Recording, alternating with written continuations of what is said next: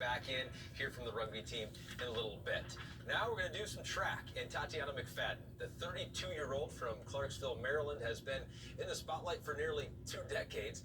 What's kept her motivated this whole time has been the ability and opportunity to use her voice for good in the sport. But to do so, she knows she needs to stay at the top of her game, and that is why she keeps fighting. I've always had this mentality of yes, I'm on, which means I can do it and I can do it myself. 15-year-old Tatyana McFadden, the lone teen of the track and field squad. That was really tough in high school, coming back from a silver and bronze medal in Athens, and all I wanted to do was just be a part of high school sports.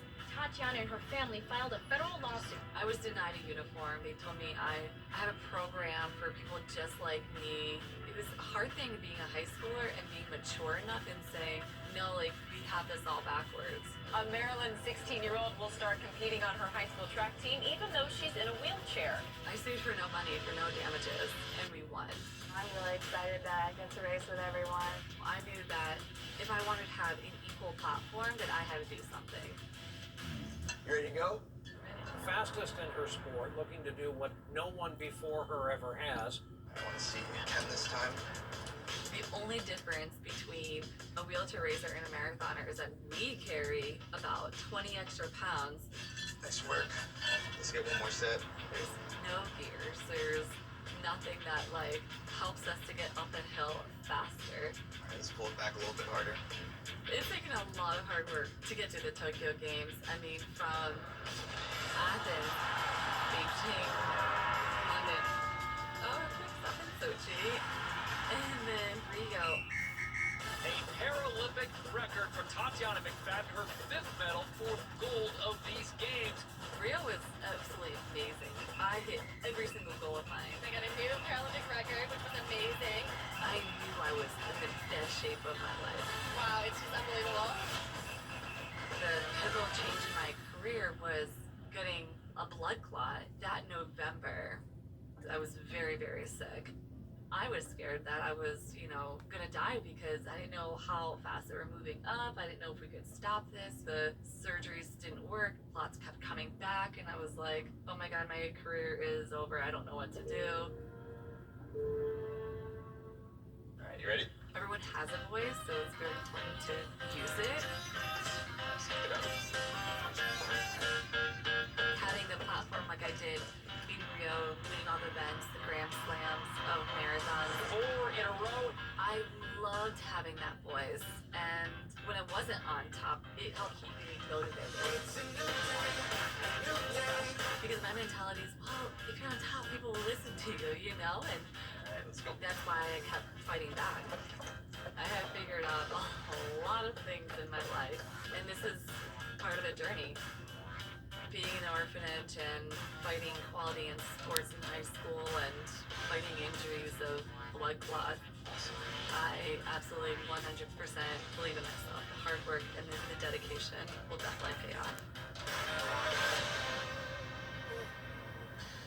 So when McFadden was initially diagnosed with that blood clotting disorder, she did fear that she may never race competitively again. It took her more than 18 months to recover as doctors struggled to control the blood clots.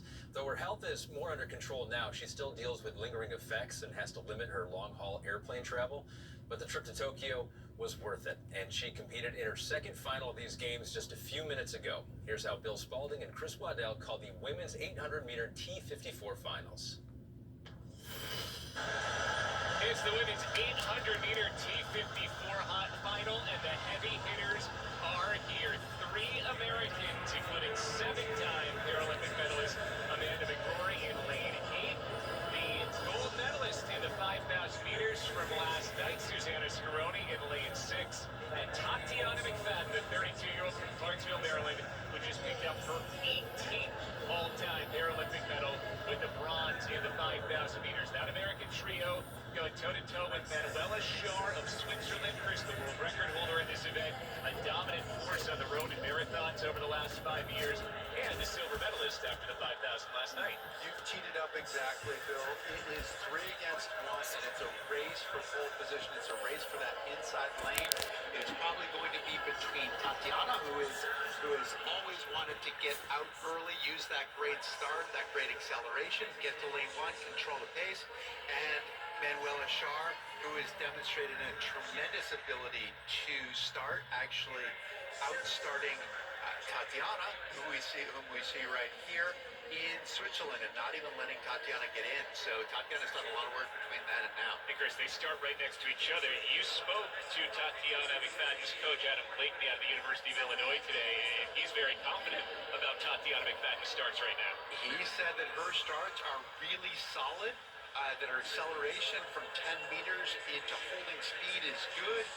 She showed tremendous speed reserve in the 5K, being able to lead that pack and then also out-sprint the other athletes. Huge asset in the 8 and the 15. I'm excited, and one of the things we saw in the 5K was that Susanna really made a big effort to get to the front of the pack. I think you'll see that again here.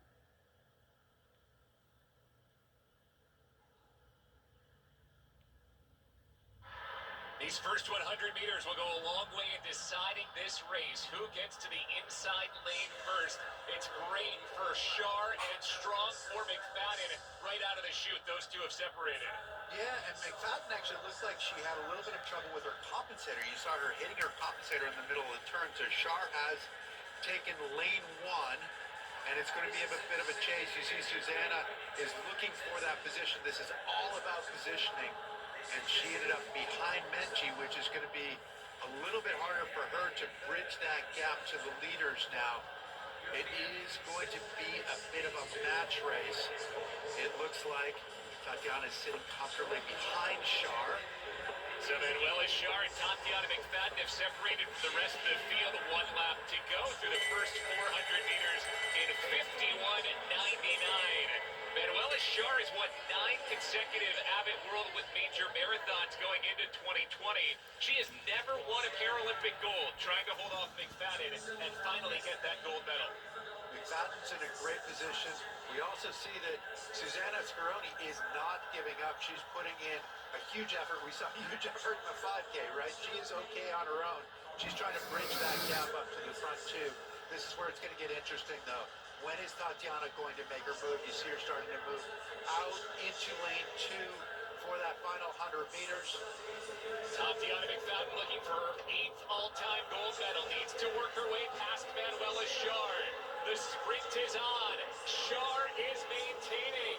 Manuela Schär holds off Tatyana McFadden and finally takes a gold at the Paralympics in a record 1:42.81.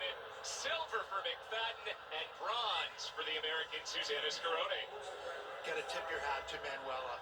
She took it from the start and took it all the way through the finish. You can't say anything.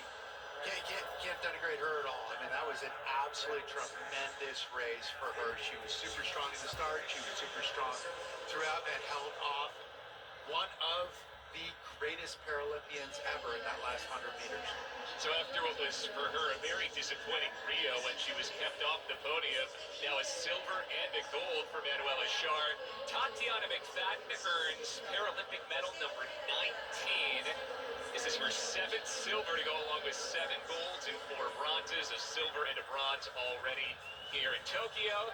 And Susanna Scaroni's incredible Tokyo continues after the gold in the 5,000, a bronze here in the 8. She's demonstrating how strong she is. It's going to get a little bit longer in the 1500 and then a lot longer in the marathon.